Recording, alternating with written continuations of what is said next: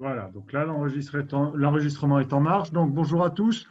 Donc, bienvenue. Petite présentation ce soir, donc, qui va durer une petite heure sur le projet arbitrage Jeune Lame de façon générale.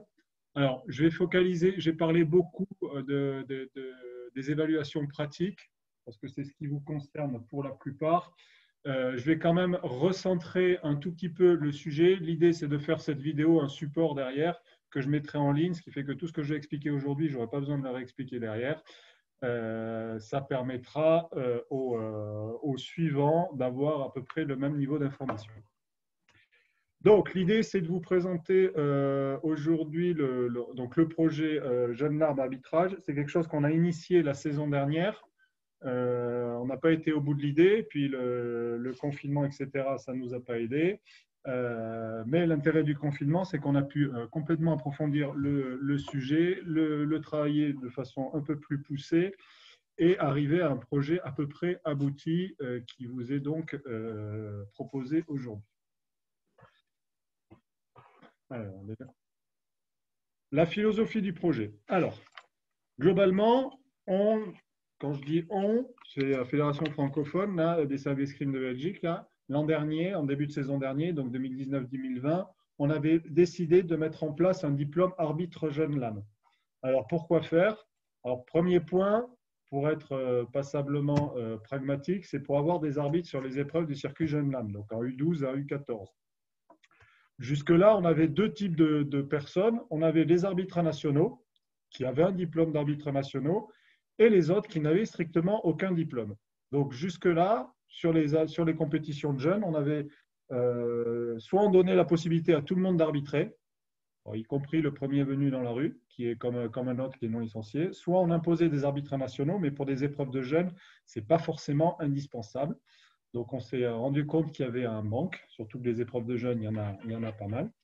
Donc, premier point, on a voulu combler ce manque-là. C'est un besoin purement quantitatif. Deuxième problème qu'on a identifié, c'est que jusque-là, la seule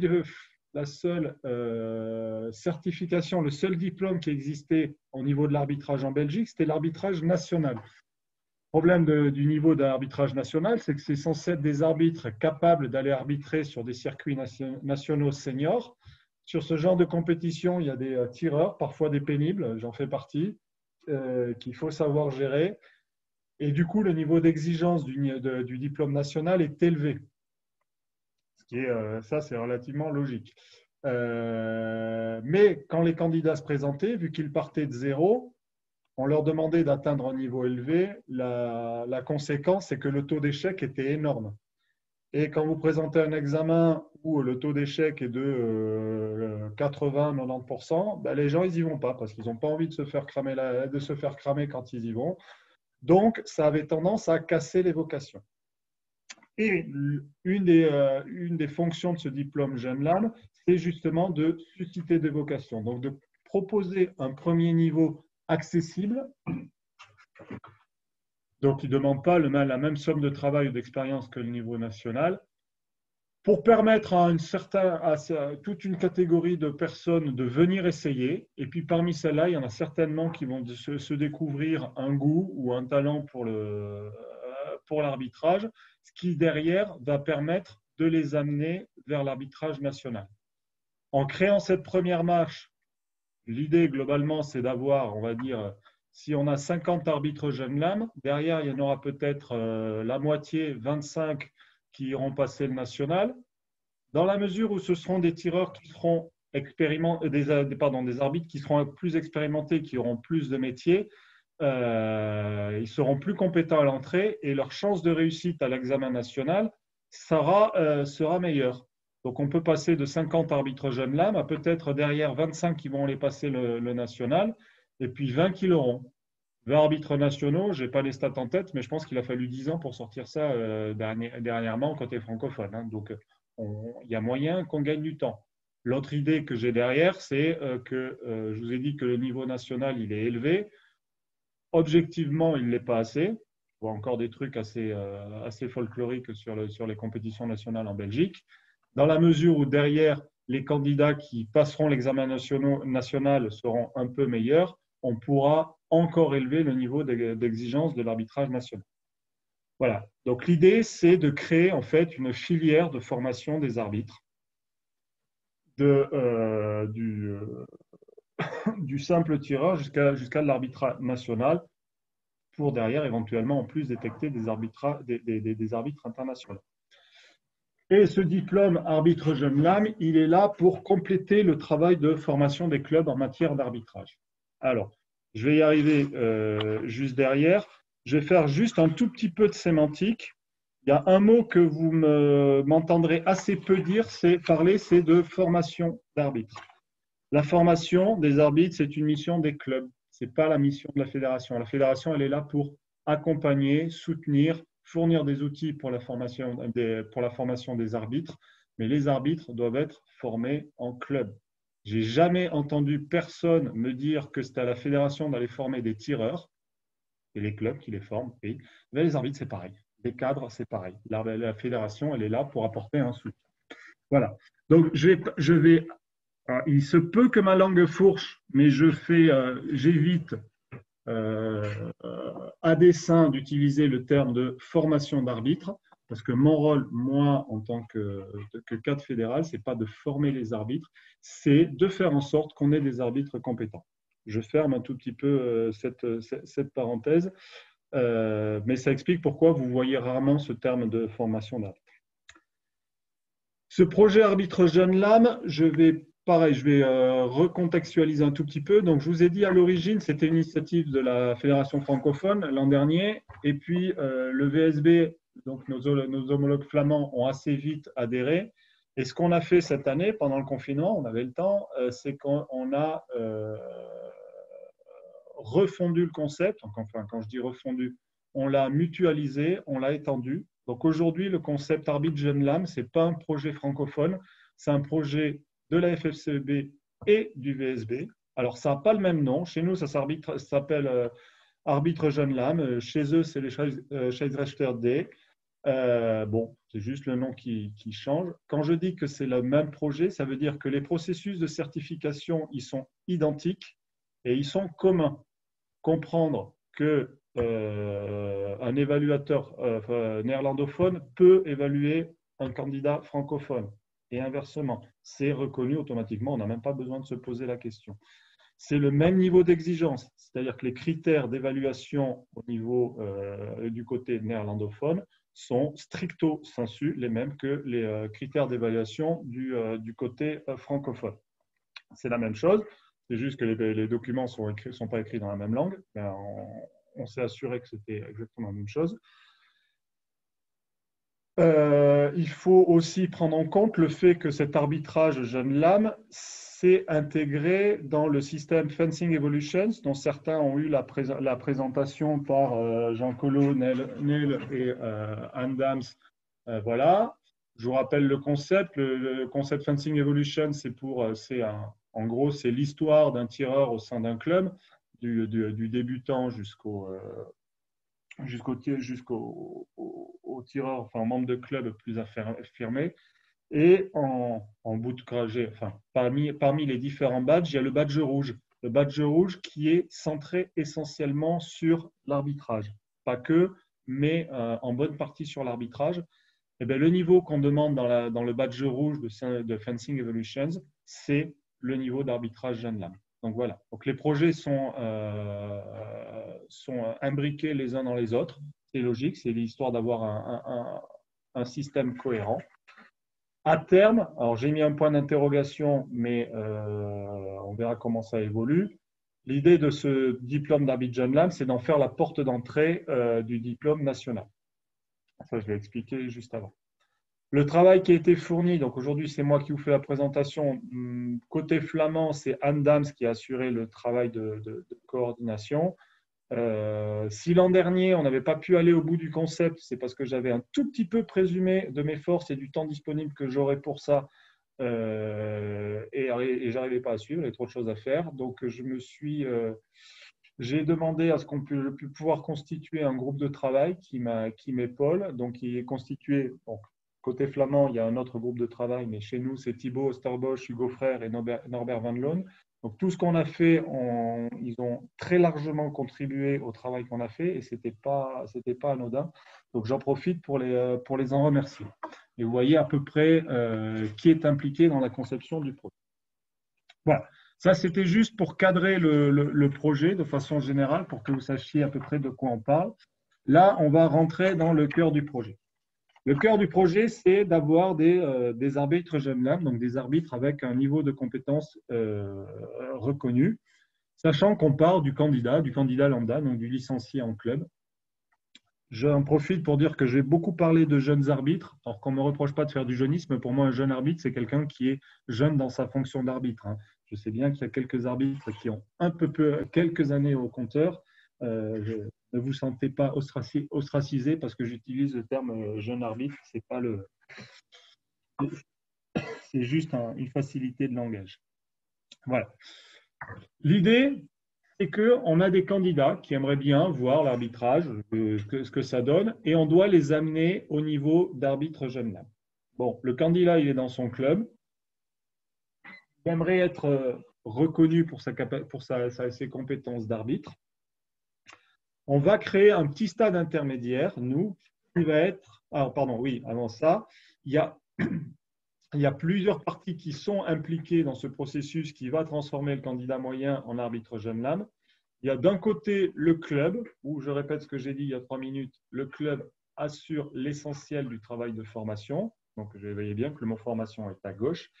Et de l'autre côté, la fédération, les fédérations, donc la FFCB et le VSB, qui sont là pour accompagner et pour assurer la certification, c'est-à-dire l'évaluation. Voilà. Tout ce petit monde doit travailler ensemble. Tout le monde a son rôle à jouer. Voilà. Donc, je disais, le candidat, le but, c'est de l'amener du statut de candidat au statut d'arbitre jeune lame. On va créer un niveau intermédiaire qui est l'arbitre jeune lame aspirant. Alors, pourquoi aspirant? Parce que c'est un mot qui est très pratique, qui se traduit exactement par le même mot en néerlandais. Donc, comme ça nous fait un mot de moins à traduire. Voilà. C'est quoi la différence entre un candidat et un aspirant jeune lame? L'idée, c'est de savoir qui a le droit d'aller arbitrer en compétition. Le kidam moyen, le licencié moyen, on ne peut pas l'accueillir comme ça pour aller arbitrer en compétition. Si ce n'est pas remplir une feuille de poule, si ce n'est pas ce que c'est l'escrime, c'est un tout petit peu compliqué. Voilà. Bon, maintenant, on ne peut pas non plus prendre que des gens qui savent déjà tout faire. Donc, pour pouvoir aller arbitrer en compétition, pour pouvoir être donc aspirant, on va faire une petite évaluation, une évaluation des compétences minimales. Ça, c'est l'examen théorique que certains d'entre vous ont passé la semaine dernière. D'autres ont passé l'an dernier. Je vais y revenir un tout petit peu après. Voilà. Ça, c'est la fédération qui l'organise. Voilà. Évidemment, avant de se présenter à un examen, il est toujours plutôt recommandé de le préparer, de le travailler et de savoir, enfin, en gros, d'apprendre ses leçons. Et ça, là, ce travail, c'est évidemment le travail du club. C'est-à-dire que le candidat, il va travailler avec son maître d'armes ou le référent arbitrage pour apprendre les règles du jeu, pour apprendre la gestuelle, pour apprendre à remplir une feuille de poule, à tenir un chrono, enfin ce genre de compétences de base d'un arbitre. Il passe l'examen. S'il réussit l'examen, c'est qu'on estime qu'il a les compétences minimales pour pouvoir officier en compétition. Ça ne veut pas dire qu'il a nécessairement les compétences pour avoir le diplôme d'arbitre tout de suite, mais au moins, on peut le lâcher en compétition. Voilà. Donc, cette première étape, c'est la partie dite théorique. Deuxième étape, l'arbitre aspirant, il va en compétition. Alors, les compétitions, c'est quoi? C'est, pour ce qui nous concerne, c'est le circuit Jeune Lame. Et côté flamand, c'est le VSB Becker. Voilà. Je vous ai dit que le diplôme est commun, les process de certification sont communs, identiques. Ça veut dire que tout ce qui est vrai sur le CJL est vrai sur le VSB Becker et inversement. D'accord? Le jeune arbitre aspirant sur la compétition, il va officier. Jusque-là, il avait officié en club. Alors, vous savez bien qu'aller arbitrer en compétition, quand on a un peu de pression, parce qu'on essaye de ne pas faire d'erreur pour ne pas pénaliser les tireurs, on a parfois les maîtres d'armes, les parents qui mettent un peu de pression. Évidemment, ce n'est pas la même chose et c'est souvent la prestation en live, en conditions réelles, qui détermine un bon arbitre d'un arbitre moins performant. Donc, l'idée, c'est que notre aspirant, il faut le rendre performant en conditions réelles. Donc, c'est pour ça qu'on l'autorise à aller sur les compétitions pour qu'il se fasse la main.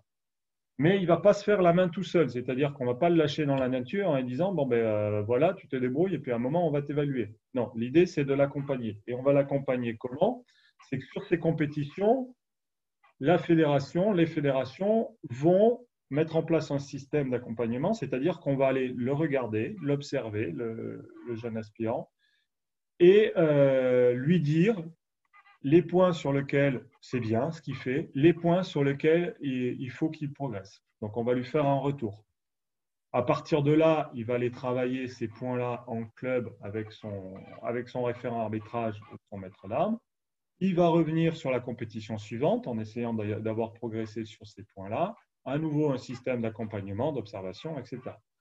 Ça, c'est un système qu'on va itérer le nombre de fois qu'il faut pour que, à la fin, l'arbitre, il ait les compétences qui vont bien pour être arbitre jeune lame. Alors forcément, les candidats, ils sont différents. Il y en a, ils ont besoin de beaucoup travailler parce qu'ils partent d'un peu loin. Il y en a d'autres qui sentent bien l'arbitrage ou qui ont une expérience personnelle qui leur permet d'aller plus vite. Donc ce système itératif, il va être adapté à chaque candidat. Il y en a qui vont avoir besoin de s'entraîner sur 3, 4, 5, 6 compétitions et d'autres, dès la première, ils sont déjà opérationnels. Voilà. Ça, on en tient compte. Il ne s'agit pas non plus de cloisonner les choses et de forcer tout le monde à faire exactement le même parcours parce que tout le monde n'est pas identique. Voilà. Une fois que notre arbitre jeune lame, il s'est formé, il s'est entraîné, qu'on l'a observé et qu'on lui dit là, on pense que tu es bon, tu as les compétences pour avoir tu as les compétences qui correspondent au niveau d'arbitre jeune lame. La dernière étape, c'est l'évaluation, c'est-à-dire un examen, enfin une observation formelle des compétences. Et là, le jeune arbitre, va prouver qu'effectivement, il a les compétences. D'accord? Donc, le passage du diplôme, en gros, il y a deux parties. Une partie théorique qui permet juste d'assurer que le jeune arbitre a le bagage minimum nécessaire pour pouvoir officier sur des compétitions de jeunes, U12, U14. Et une deuxième partie qui est l'observation et l'évaluation en conditions réelles, c'est-à-dire en compétition. Et quand il a atteint le niveau, on peut lui donner le diplôme. Ça va jusque-là? J'ai perdu personne. Je fais juste un rapide rappel sur l'examen théorique. Alors, il a été passé la semaine dernière, donc fatalement, c'est entre guillemets plus trop d'actualité, mais il va y en avoir d'autres, donc je vais quand même donner l'information. Ça y est, ça passe plus. Voilà, donc l'examen théorique, c'est la première étape. C'est un petit examen en ligne via la plateforme Fencing Evolutions. Je vous rappelle, l'arbitrage jeune lame, le badge rouge de Fencing Evolutions, c'est lié. Donc, ce n'est pas un hasard si on passe cet examen là-dessus. Il est en ligne. Globalement, on laisse au candidat plusieurs jours pour le passer. Quand je dis plusieurs jours, c'est qu'il a une plage de plusieurs jours pour commencer à le faire. Par contre, il a un temps limité. Il ne peut pas passer 72 heures sur un examen. On va faire 3 sessions par an. Globalement, donc il y en a une en début de saison, septembre, ça c'était celle de la semaine dernière. Il y en aura une un peu avant ou un peu après Noël, on n'a pas encore bien déterminé, et une en mars-avril. Donc s'il y en a ceux qui ont raté cette fois-ci, peuvent le repasser en décembre-janvier, peuvent pardon, peuvent le repasser en mars-avril sans souci. Il y en aura 3 par an.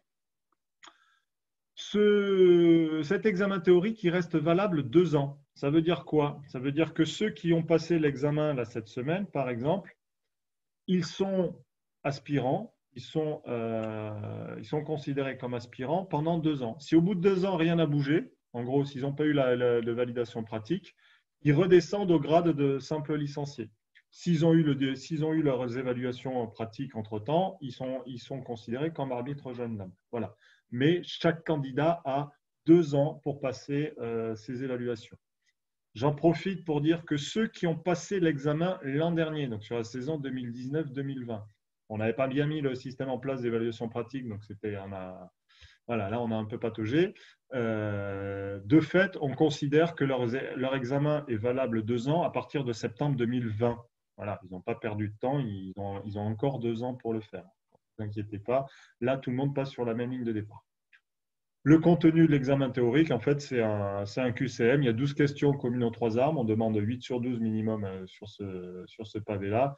Et 8 questions spécifiques à l'arme, où là, on demande un seuil de validation de 4 sur 8. Voilà. Bon, examen classique. Rien de bien méchant. Je ne suis pas sûr qu'on avait mis les questions vidéo cette année, mais c'est à l'étude. C'est bon, sur le contenu du programme, je l'avais détaillé dans un document. C'est les règles de base, qu'il y avait peut-être des vidéos pour savoir si le candidat est capable d'analyser une phrase d'arme basique, un peu de remplissage de feuilles de poule, voilà. Mais ce n'est pas trop méchant. Une fois que le candidat a passé le test théorique, il est donc aspirant. Dans OPART, là je parle aux responsables de club, ce sont les arbitres qui sont encodés DA. Alors D c'est régional, DA c'est D aspirant. D'accord. Normalement, tout est bon, ils sont tous encodés. Donc si vous allez dans OPART sur vos arbitres de club, vous verrez vos arbitres en DA, vous savez à quoi ça correspond. L'arbitre aspirant, il peut aller arbitrer sur toutes les épreuves du circuit Jeune-Lame et du VSB Baker. Il y a 6 épreuves du circuit Jeune-Lame par an. Je crois qu'il y a 5 VSB Baker, peut-être 6. Vous voyez, ça fait 11 ou 12 compétitions chaque année qu'il peut aller arbitrer. Évidemment, il fait partie du quota de son club. Si le club X doit fournir 4 arbitres, il est tout à fait en droit, voire c'est même encouragé, de fournir 4 arbitres aspirants. C'est fait pour ça, d'accord. Voilà.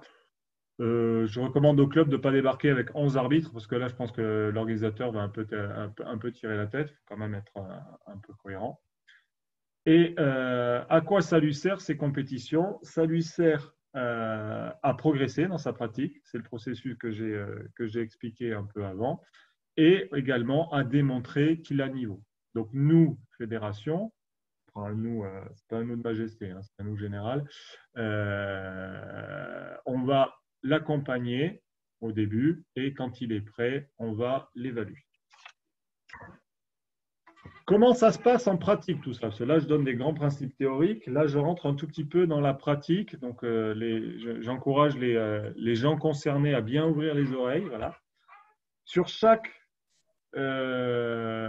compétition, donc sur chaque CJL, la Fédé désigne un référent à l'arbitrage qui est noté sur la feuille d'organisation. Vous voyez, le premier circuit Jeune-Lame, il est à Miavois. Le délégué à l'arbitrage, c'est moi. Moi et Thibaut Osterbosch pour le 2e jour. Voilà. Donc, il y a un référent qui est clairement identifié et dont la mission ce jour-là, c'est exclusivement de s'occuper de l'arbitrage. D'accord. Quand je dis que la Fédé le désigne, c'est que non seulement on le désigne, mais en plus on le rémunère pour ça. Voilà. Donc c'est son rôle. Il gère l'arbitrage, il coordonne. Je viens en détail un tout petit peu après. Il y aura aussi sur la compétition des évaluateurs observateurs. Voilà. Ça, ce sont des gens qu'on a, nous, fédération, identifiés comme ayant les compétences pour accompagner les tireurs dans leur progression d'arbitre. On y trouve des arbitres, on y trouve des enseignants. On a essayé de faire une liste qui est quand même finalement assez longue de gens qui sont reconnus, un, pour leur connaissance du règlement et de l'arbitrage, deux, pour leur capacité pédagogique, c'est-à-dire à accompagner des élèves dans leur progression. Ces évaluateurs, très souvent, ils sont là pour autre chose. Hein. C'est typiquement un maître d'armes de club qui vient avec ses tireurs. Voilà, il vient.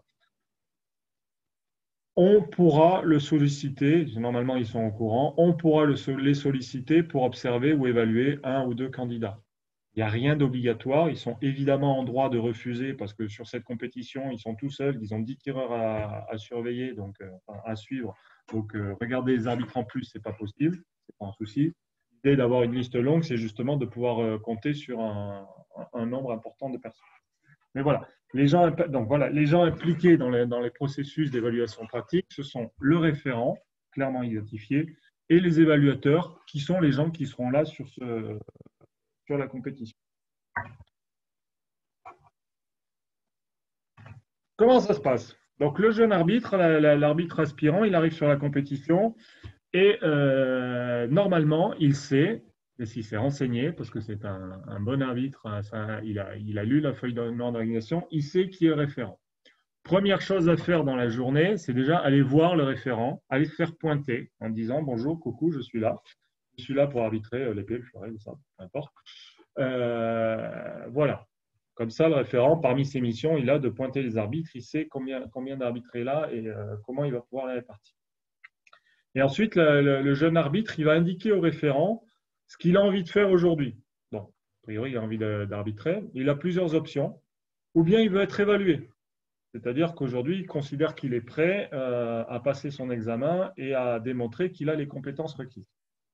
Première option. Deuxième option, il désire être observé. Il n'est pas sûr, il est dans sa phase de travail, donc il veut juste qu'on le regarde, qu'on lui dise ensuite ce qui va, ce qui ne va pas, ce sur quoi il veut travailler. Dernière option, il y a strictement rien d'obligatoire, il peut être juste là pour arbitrer, pour rendre service à son club, travailler en autonomie, donc il n'y a pas d'obligation d'être évalué ou observé. Voilà. Donc chaque arbitre aspirant, comme ça, fait cette démarche auprès du référent, ce qui fait que normalement, le référent, il sait combien il a de candidats évalués, combien il a de candidats observés et qui. Le rôle du référent, lui, derrière, c'est d'aller désigner les évaluateurs et les observateurs. Donc là, il va aller tourner parmi les évaluateurs et les observateurs qui sont présents. Lui-même peut en assurer une partie, voire il va en assurer une partie parce que c'est partie du job, et il va en confier une partie à un maître d'armes qui fait partie des évaluateurs agréés, par exemple, en lui demandant est-ce que tu peux m'observer deux candidats par exemple. Voilà. Là, l'observateur, dans le cas où le jeune arbitre il veut être aspirant, ben le jeune arbitre il veut être observé, pas évalué, mais observé. Ben, l'observateur, à la fin de la compétition, il va aller voir l'arbitre et il va lui faire un retour sur la qualité de sa prestation. Ah oui, j'ai oublié juste un truc, je vous ai dit, c'est l'arbitre, c'est l'aspirant qui va voir le référent pour lui dire ce qu'il veut. Donc ça nécessite que, un, qu'ils se prennent par la main, parce que ce n'est pas la mission des référents d'aller chercher les arbitres et de leur demander chacun individuellement ce qu'ils veulent. Okay, on est un peu acteur de son projet. Alors, bien évidemment, le référent fera un rappel au début de la compétition dans le briefing des arbitres. Deux, ça serait bien que le candidat dise ça au début de la compétition, pas à la fin. Je le dis d'expérience, moi j'ai toujours eu un champion qui me dit ah, mais je voulais être observé aujourd'hui et il me dit ça à la fin de la compétition. Vous comprenez que ça peut poser des problèmes. Hein. Voilà, donc l'idée c'est quand même que les candidats soient un tout petit peu proactifs et voilà, et qu'ils se prennent par la main. On est là pour les soutenir, les accompagner, pas pour les tirer. Hein. J'en étais donc à l'observateur. À la fin de la compétition, il va faire un retour au candidat, où on verra sous quelle forme, pour lui dire, voilà, sur tel point, c'est OK, sur tel autre point, il faut encore travailler un tout petit peu, s'affirmer un peu, ce genre de choses. Dans le cas où le candidat il n'a pas choisi d'être évalué, il n'a pas choisi d'être observé, il a choisi d'être évalué, l'évaluateur il fait un retour au référent, donc il a une feuille d'évaluation, c'est le référent qui compile, et le référent il va me compiler toutes les évaluations qu'il aura eues sur la compétition, sur la journée de la compétition, et il me les envoie à moi qui coordonne ça. Ça sera sous forme d'un Google Form, ça ne va pas être trop compliqué. Voilà. Mais ça, c'est le schéma général de fonctionnement de l'évaluation pratique des arbitres. Ça va jusque-là? Donc, encore une fois, l'arbitre, il arrive, il se fait pointer et il dit ce qu'il veut. Le processus est observé, soit il est évalué sur la journée de compétition. Comment, du coup, là-dedans, on fait pour avoir le diplôme d'arbitre? L'idée, c'est toujours la même, c'est j'ai un arbitre aspirant, il voudrait être arbitre diplômé. Alors, pour être arbitre jeune lame, ben, l'aspirant, qui a déjà passé l'épreuve théorique, donc, il doit recevoir 2 évaluations positives de 2 évaluateurs différents sur 2 épreuves différentes dans un temps inférieur à 2 ans après la réussite de l'examen théorique. La règle des 4-2. Donc, en gros, il doit être évalué 2 fois positivement avec 2 évaluateurs différents. On va demander aux évaluateurs de ne pas évaluer les arbitres de leur club. Ça, c'est un brief au référent. Voilà. Bon, sur certains profils, des tireurs expérimentés, des tireurs de haut niveau par exemple,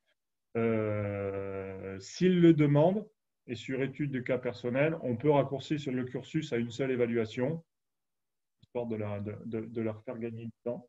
Voilà.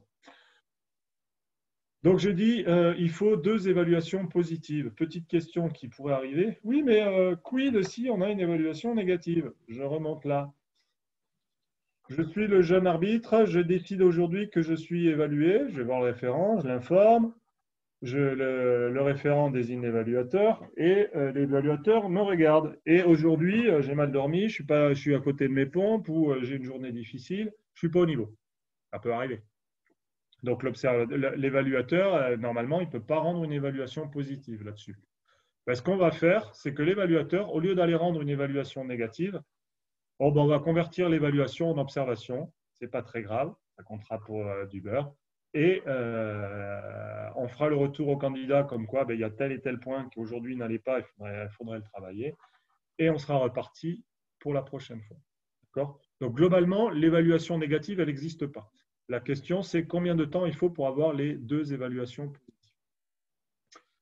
Quand je vous disais que le but, c'était d'avoir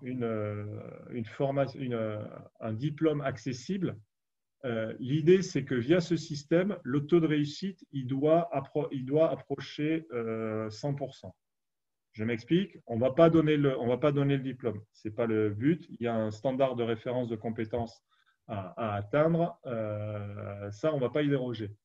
Mais j'ai dit 11 compétitions par an. Vous avez 2 saisons pour le passer.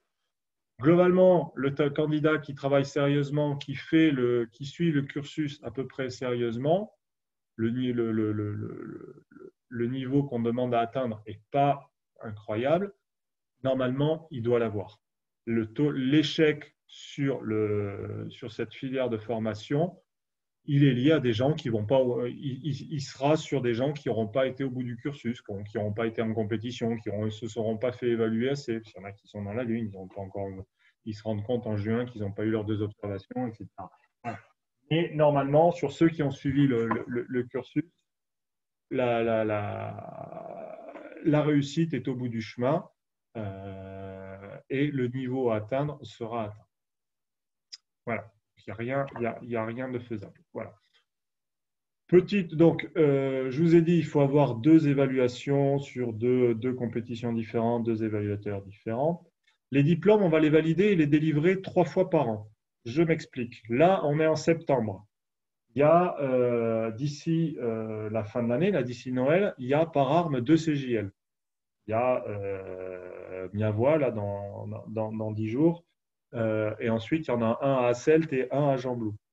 Imaginons qu'on a un candidat qui est tout de suite prêt, il s'estime tout de suite prêt, il arbitre à Miavois, il se fait évaluer, évaluation positive, il arbitre à Jean-Blou, il se fait évaluer, évaluation positive.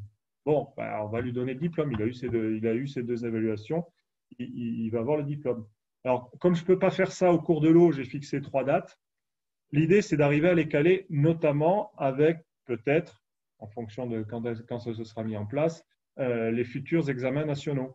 Si un examen national, un examen d'entrée au diplôme national en janvier, on mettra une validation de l'arbitrage Jeune Lame en décembre, histoire que le candidat qui arrive à faire le cursus en l'espace de 3 mois, peut-être qu'ils sont capables de le faire, très bien, il pourra passer tout de suite au national. Voilà. On n'impose pas un temps minimum, quand même arbitrer 2 compètes. On met juste une limite maximale de temps, c'est-à-dire qu'il faut le faire pendant 2 ans. Voilà. Pour la formalité, comme on a prévu une fois par an une remise des diplômes pour les jeunes, alors c'est pour récompenser les 3 premiers du classement Jeunes Lames, c'est pour récompenser ceux qui viennent au stage et au rassemblement, on en profitera pour faire une remise protocolaire, donc c'est une fois par an du diplôme à ceux qui l'auront. C'est entre guillemets pour mettre les petits plats dans les grands et pour faire les choses de façon un petit peu formelle. Ça fait plaisir à tout le monde, ce genre de choses. Voilà. Cette année, ce sera à Louvain, à Leuven, fin janvier. Voilà. Donc là, je vous ai parlé du cursus, du procédé. Maintenant, la dernière info, le dernier niveau d'info qui vous manque, c'est oui, d'accord, c'est tout bien, très ça, mais on me demande quoi en tant qu'arbitre jeune lame, c'est quoi le niveau que je veux atteindre. Voilà.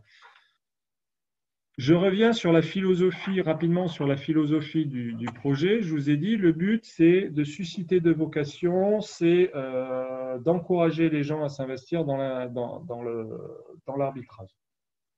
Et si possible, amener des tireurs, des arbitres à aller vers le national. Ce qu'on a considéré, c'est qu'un arbitre jeune lame, donc quelqu'un qui a été au bout du cursus, qui est diplômé, pour nous, ce n'est pas un arbitre national en moins bien. C'est un arbitre national en devenir. Je m'explique. L'idée derrière, c'est qu'il y ait un pourcentage, si possible élevé, des arbitres jeunes lames qui aillent passer le national. Quand on est habitué à arbitrer des jeunes U12, U14, bon, c'est bien. National, c'est du U17 et du senior. Ça va plus vite. Voilà. Je suis arbitre, alors notamment sur une arme conventionnelle. J'ai fait mes armes sur des U12, U14 sur la filière jeune lame. Je passe mon examen théorique national. Je suis amené à arbitrer en circuit national sur du senior. Là, tout de suite, ça va plus vite. Donc, regarder la phrase d'armes, ça va me demander beaucoup plus de travail, de concentration.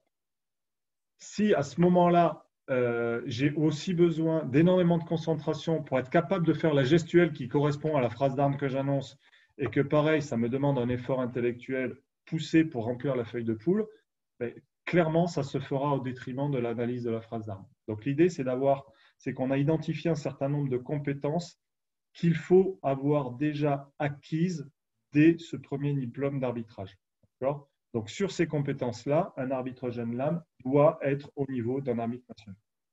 Après, il y a d'autres compétences sur lesquelles il a le temps de travailler. Typiquement, l'analyse de la phrase d'armes. Ce n'est pas facile, ça demande du temps, ça demande de développer son œil. Et c'est comme plein d'activités, l'arbitrage, c'est en arbitrant qu'on apprend à arbitrer. Voilà. On a le temps. On ne demande pas à un arbitre jeune lame d'être capable d'arbitrer, de voir correctement toutes les phrases d'armes, parce que même en U14, il y a des phrases d'armes qui sont compliquées. Il a une marge d'erreur qu'il aura le temps de travailler plus tard quand il ira vers un diplôme plus exigeant comme le diplôme national. Donc sur ces critères-là, on met un peu plus de marge de tolérance. Comment ça se traduit? En fait, on a listé, c'est le travail qu'on a fait donc avec ma cellule arbitrage. Ça a été intéressant à faire, mais c'est assez spécifique. On a listé des compétences que doit avoir un arbitre et on a estimé pour chaque compétence quel était le niveau qu'un arbitre jeune lame devait avoir. Et on a identifié des compétences dites obligatoires. Ça, c'est celle dont je viens de parler. C'est les compétences qu'un arbitre doit maîtriser dès le début, dès le premier diplôme. C'est la gestuelle, c'est la gestion du match, du chrono, du score, savoir remplir une feuille de poule, savoir placer les tireurs, savoir se placer par rapport aux tireurs et assurer la sécurité. Voilà. Ça, c'est un bloc de compétences, ça doit être acquis tout de suite. Vous imaginez bien qu'un arbitre jeune lame, si ce n'est pas tenir un chrono, qu'il arrive sur un circuit national après, en candidat au national, et qu'il est toujours en train de galérer avec le chrono, il ne va pas pouvoir faire quelque chose de bien à l'étage supérieur. L'idée, c'est que ça doit être acquis d'entrée. C'est pour ça qu'on les a appelés compétences obligatoires. Ensuite, il y a 2 blocs de compétences additionnelles qui ne sont pas facultatives. Ça serait bien de les avoir, ça serait bien de commencer à les développer, mais on ne peut pas exiger d'un arbitre, et en particulier d'un arbitre jeune, de les maîtriser complètement. Ça va être notamment tout ce qui tourne autour du savoir-être. Quand vous êtes un jeune arbitre qui a 15 ans, 16 ans, vous êtes un peu timide. Pour peu que vous soyez une demoiselle, vous avez une voix qui n'est pas forcément affirmée. Et vous vous retrouvez dans un univers où il y a des méchants maîtres d'armes comme moi qui parlent avec une grosse voix. Et on est facilement impressionné. Alors oui, on va aider ces arbitres. Oui, j'en profite pour dire que parmi les rôles du référent, il a aussi un rôle disciplinaire qui est de protéger les arbitres et de faire en sorte que ça se passe bien. Donc, n'ayez pas peur, vous ne serez pas lâché dans la nature non plus, vous serez accompagné. Mais voilà, il y a ce genre d'attitude. C'est compliqué de les demander, notamment sur des jeunes. Donc, on va demander à ce qu'il y en ait certaines qui se développent, qui commencent à se développer. On ne peut pas demander à une jeune fille de 15 ans d'être, je vais dire, parfaitement autoritaire. Quand je dis parfaitement autoritaire, c'est autoritaire avec justesse. Donc, capable de caler sa voix, parler sur le bon temps à des adultes, à des maîtres d'armes qui ont parfois quelques années de métier. Voilà. Donc, c'est ce genre. On va lister ça juste derrière, hein, je vous rassure. Et le dernier bloc de compétences que j'ai appelé spécifique, c'est la justesse de la décision. Donc, est-ce que je suis capable d'analyser correctement une phrase d'arme, de donner un bon carton, de regarder les corps à corps, les sorties de piste, etc. Enfin, tout ce qui est le cœur de métier de l'arbitrage, de regarder ce qui se passe sur la piste. Voilà. Donc, 3 blocs de compétences. L'idée pour réussir l'évaluation pratique, c'est que pour les compétences obligatoires, il faut avoir tous les items. Par définition, c'est obligatoire. D'accord ? Pour les blocs de compétences additionnelles, c'est ce que je vous disais, l'idée c'est de commencer à les développer, donc on va en demander 60%. Si ce n'est pas tout, ce n'est pas grave. À la limite, lesquels sont développés, peu importe, à partir du moment où il y en a 60%. Et un bloc de compétences dit spécifique où on demande 60% de décisions justes. Alors, je précise, le 60% là, pour les évaluateurs, c'est peu ou prou du doigt mouillé, hein. On n'est pas en train de compter le nombre de décisions, de faire un relevé statistique exact, de savoir si le candidat il a fait 57% ou 61% de décisions justes, hein. Bon, généralement, ça se voit, hein. Donc, c'est pour donner un ordre d'idée. Voilà. Donc, si sur l'évaluation, si sur sa compétition, le candidat, il a validé tous les items obligatoires, il a validé 60% des items additionnels et qu'il a donné plus de 60% de décisions justes, l'évaluation est considérée comme positive. Voilà. Alors, qu'est-ce qu'il y a comme compétences obligatoires? Donc là, vous voyez, c'est assez listé. Je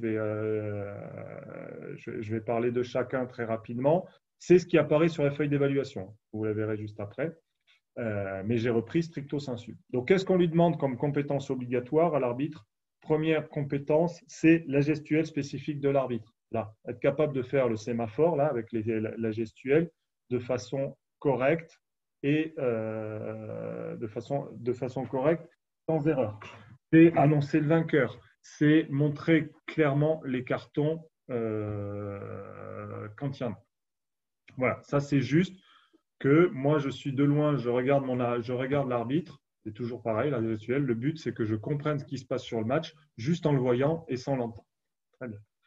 Deuxième bloc de compétences obligatoires, c'est la gestion des matchs, du score et du chrono. Alors, quand je dis gestion des matchs, c'est pas ce qui se passe entre le aller et le halt, c'est plutôt ce qui se passe entre le halt et le aller. Donc, c'est annoncer les matchs, tenir sa feuille de poule, gérer son chrono, gérer son score. Voilà. Donc, toutes ces compétences qui sont un peu spécifiques à l'arbitre et qui fait qu'à la fin, ça se passe bien. Troisième type de compétence, c'est le placement par rapport au tireur. Et on y a mis le contrôle matériel là. C'est être capable de se placer par rapport au tireur, par rapport à l'appareil pour bien voir l'action.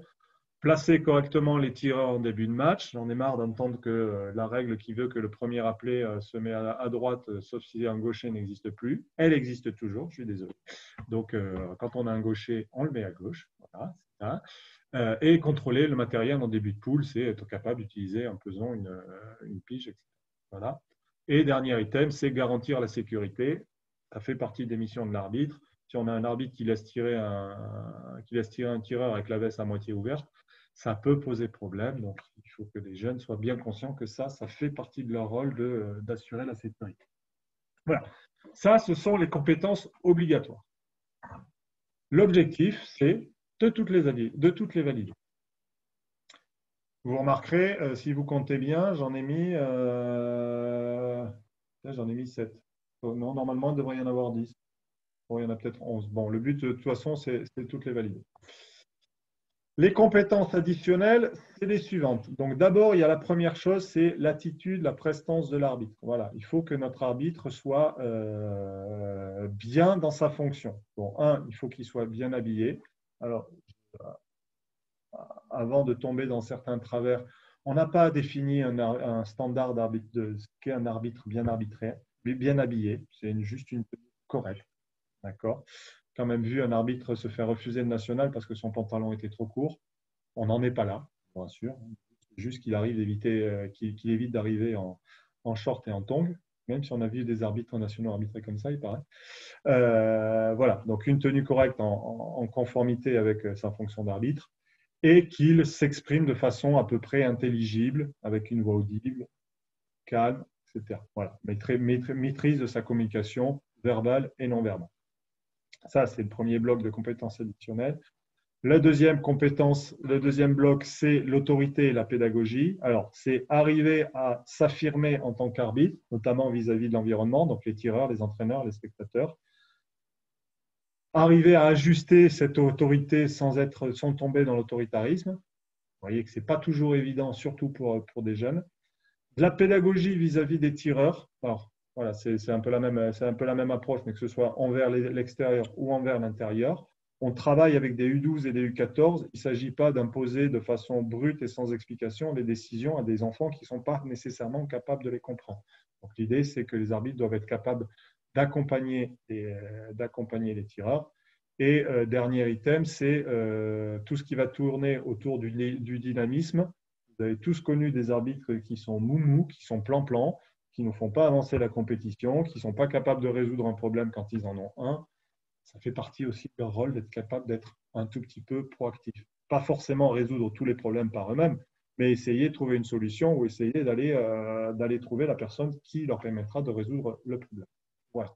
Ça, ce sont des compétences additionnelles. Donc, encore une fois, le but, c'est d'en avoir 60%. Voilà. Et là, il y en a 5. 60% de 5, ça veut dire qu'il faut en avoir 3 sur 5. 3 items sur 5. Voilà. Et dernier bloc, les compétences spécifiques. Donc, c'est la justesse des décisions. Donc, c'est tout ce qui est, on va dire, le cœur des métiers. Mais alors, des décisions, un arbitre en prend un nombre incalculable. C'est l'analyse à phrase d'armes, c'est l'identification des fautes de combat, c'est les sorties de piste, c'est les combats, c'est les corps à corps, c'est les combats rapprochés. Enfin, c'est tout ce qui est les cas d'annulation de touche. Voilà.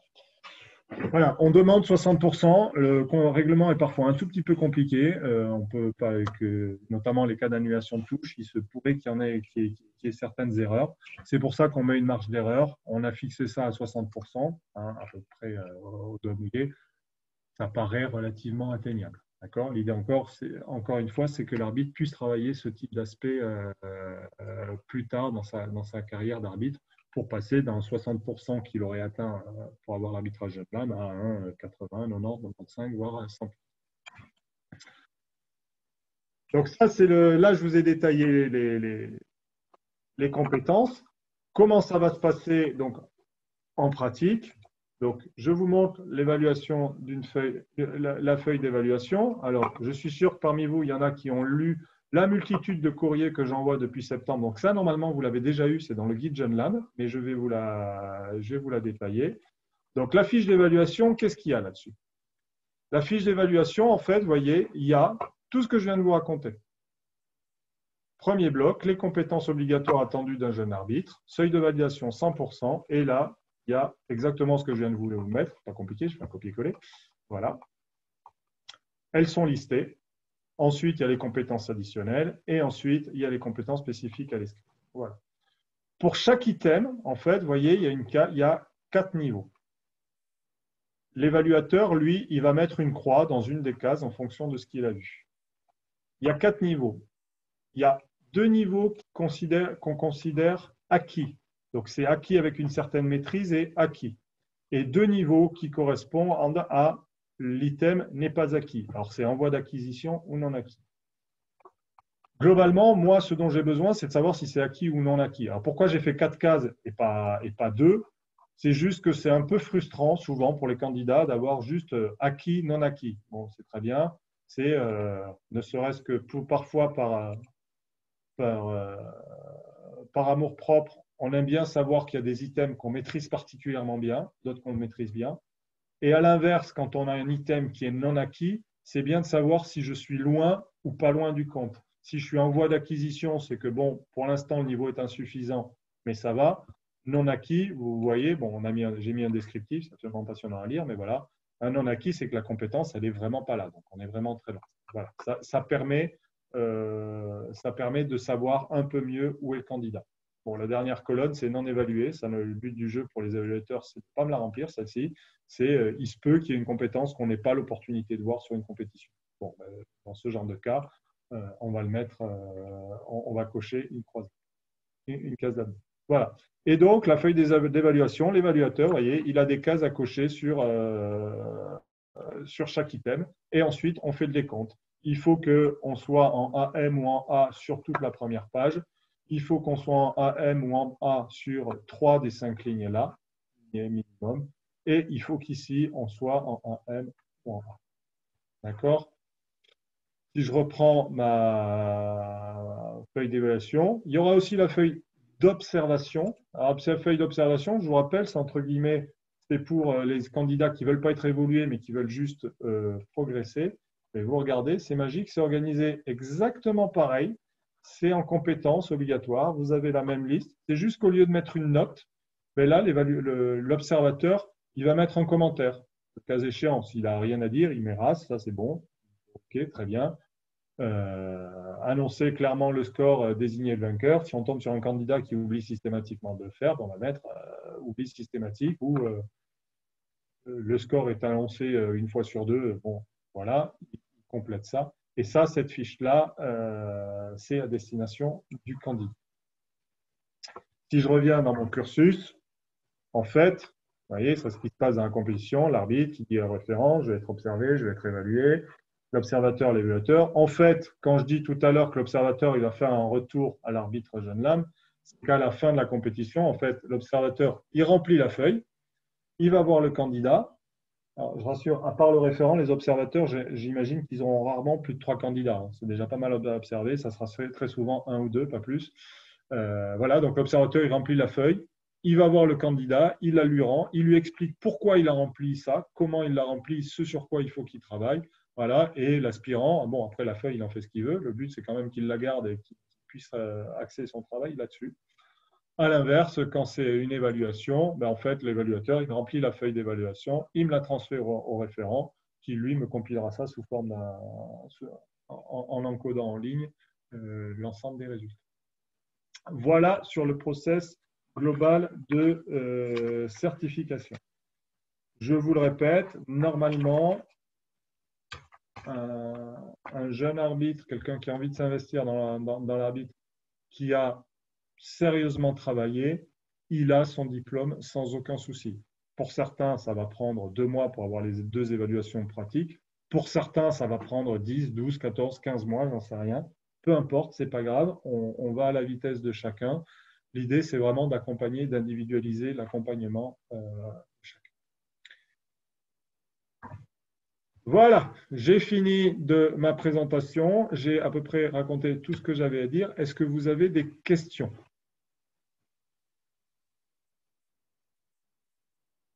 Tenue républicaine. Oui, non, la tenue républicaine, je ne l'ai pas faite. Il paraît que ça ne marche pas bien ici.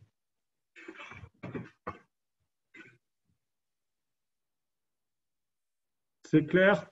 Donc, début du process à partir de la semaine prochaine, là, à partir du CJL à Miavois.